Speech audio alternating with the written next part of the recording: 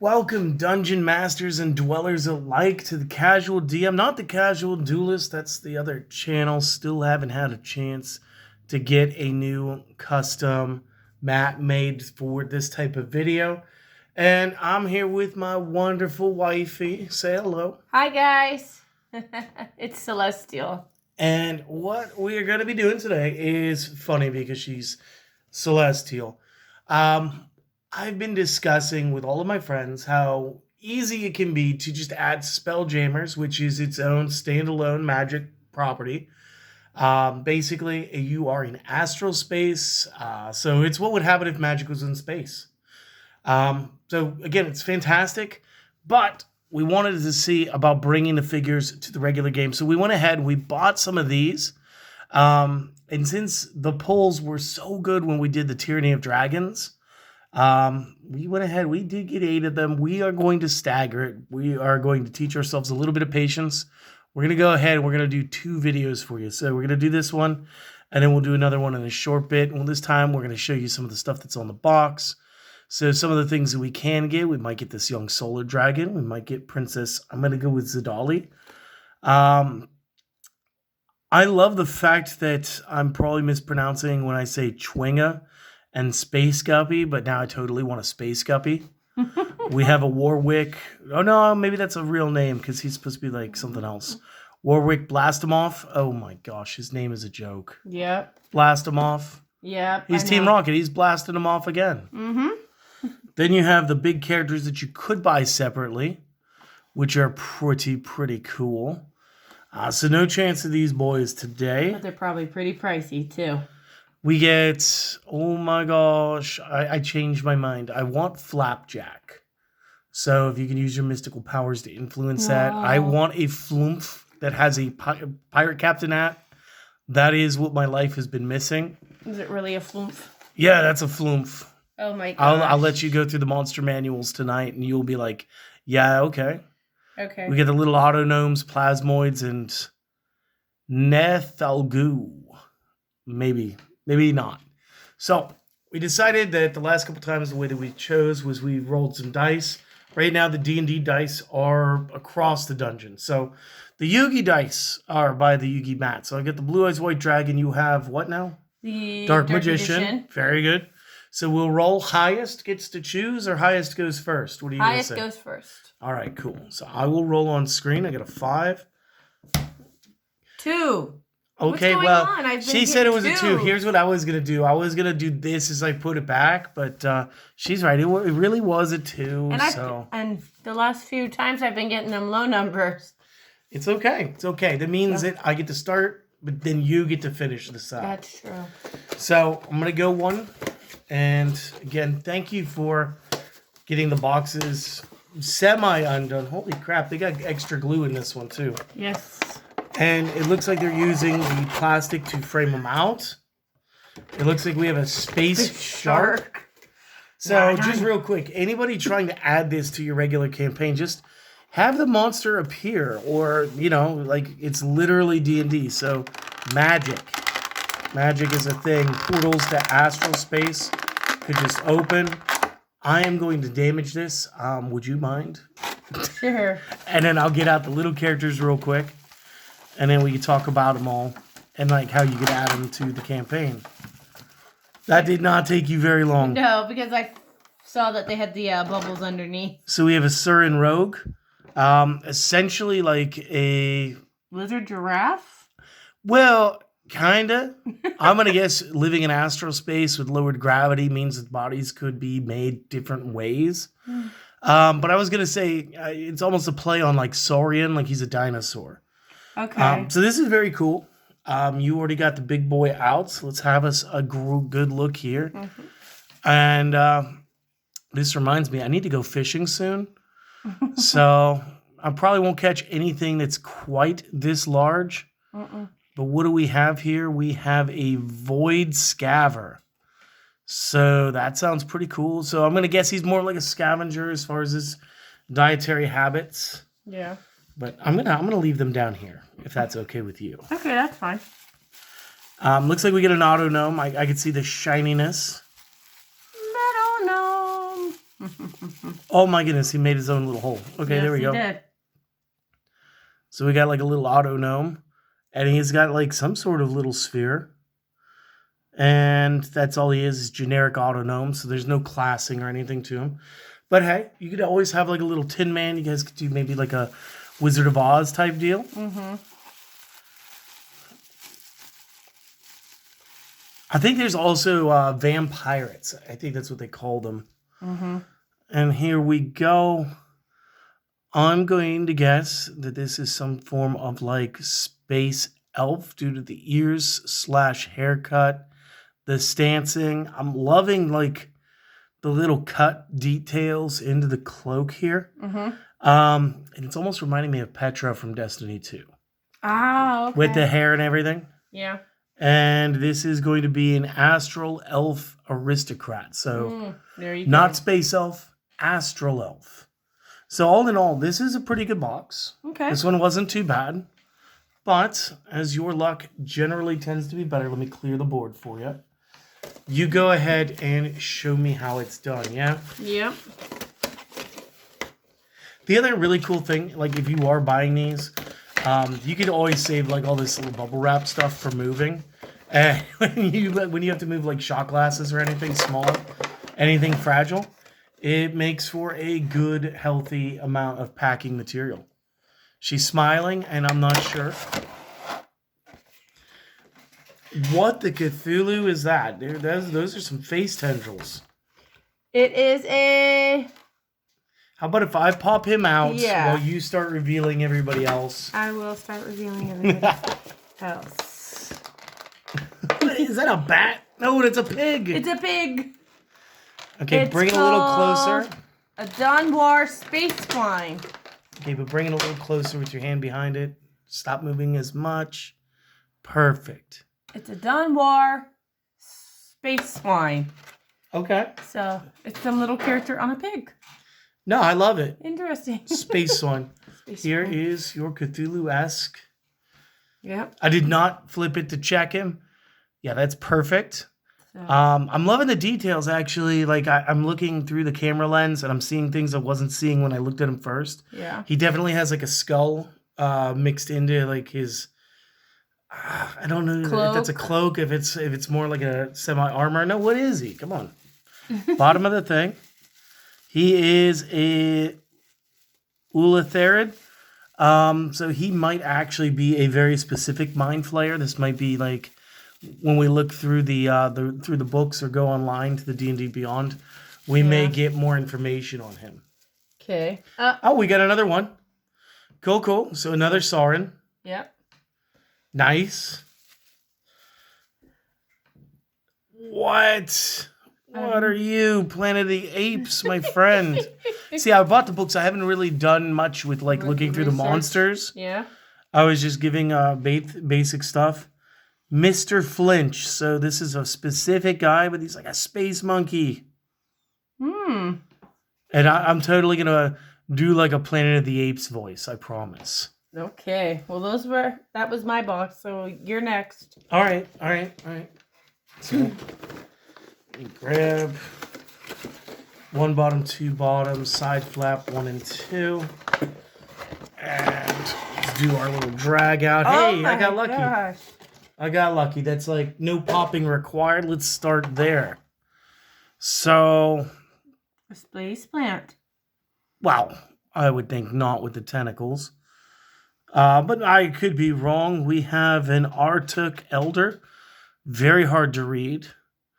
Kind of giving me vibes of like what would happen if you had a starfish in space. Yeah. And that's realistically what I'm seeing here. Maybe this is like nice and armored. This is like a weak point when this opens up. Mm-hmm. Maybe these are the eyes up here because they kind of look like they painted them to be eyes.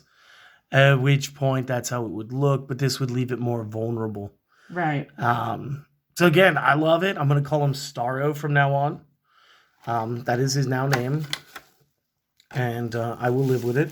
Mm-hmm. We will go after our first tiny person and decide what we have here.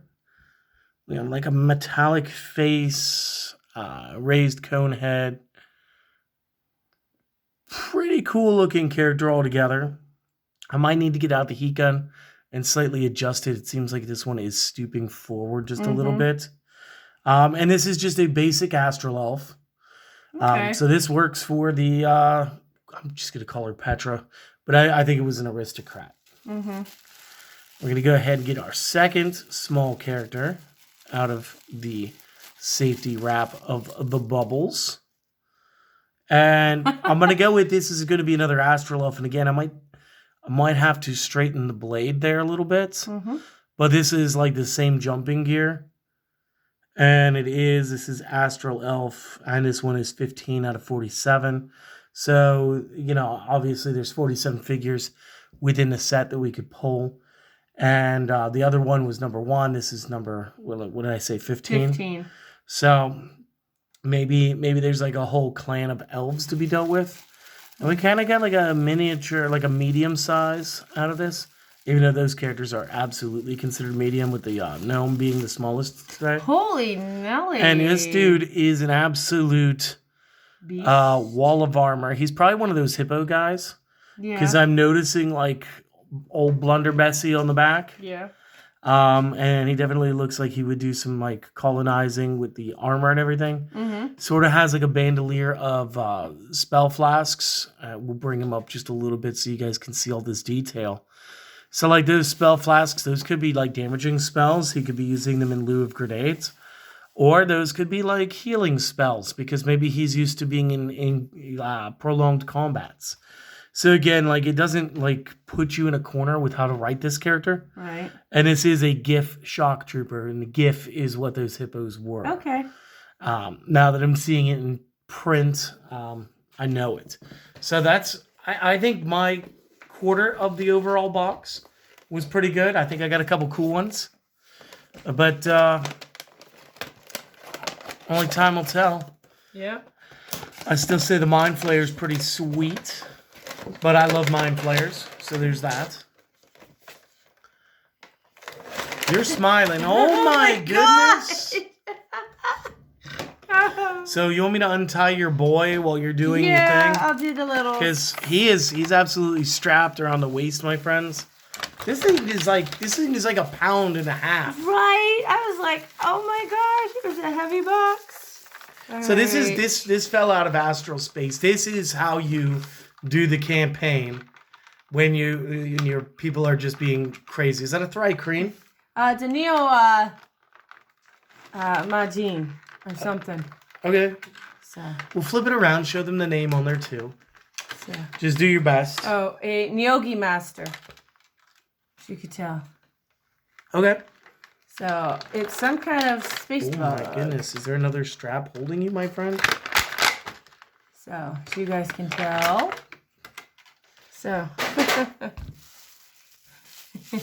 Like that is a hunk of stuff. okay. Oh, this is the Thri-kreen. Okay. It kind of So looks like an ant. as they're insects, I was gonna say almost more like a locust. Okay. But I could see where you get the ant thing. When I say locust, I'm talking about the back of the. Sorry, let me do this real quick. You guys can see how the leg is segmented. So kind of reminds me of more of like a sentient locust. And again, if you guys want to ever like alter these afterward, there's a lot of blank space on the shield. There's like a lot of blank space on the shield, guys. I'm not saying like you guys could just add a little layer of paint and put like a clan symbol or anything like that, but you totally could. You got something ultra small. What is that a penguin? Is that a space penguin? It's a dower. Is it a space penguin? It's a space penguin. I believe one of the other figures I had opened up earlier had one. Yeah. It was the one that had the spine. So maybe that's where they're from then? Yeah. Or is that what's riding him? That's what's riding him. Okay. Because you got the space. So you pulled the tiniest figure. Like this is putting him up against the gnome. The gnome is actually just slightly taller. Yeah. You pulled the tallest and the smallest in the same box. I did. Show them your Braxit. All right, guys. This is called a Braxit. As you can tell from the quick bump in the focus, she didn't really drop it on the table that hard. No. But that is how heavy it is. It moved the whole table. And like just slowly go around. Like let's get a taste for like all this detail, looking into all the textures for the skin, the shell, the carapace. You've almost got like an ankylosaurus tail moving forward a little. Yeah. Mm-hmm. This guy could totally be like he fell out of astral space. There was a portal that got opened, and now he just so happens to be, held by like some archmage or maybe an evil king, a dark paladin. Something is like coaxing him or forcing him to work for them. And like, oh my gosh. Right. I wish I had my tape measure so we could do like the quick maths, because like 28 millimeter scale, and I say this a bunch, 28 millimeter scale is similar to saying that every 28 millimeters is 6 feet. Mm-hmm. So then when you measure the characters, you would know what that is. Now, quick sliding math, okay? If you know that 2.5 centimeters is an inch, then you know that 2.5 centimeters is 25 millimeters. So we can roughly say 1 inch is 6 feet.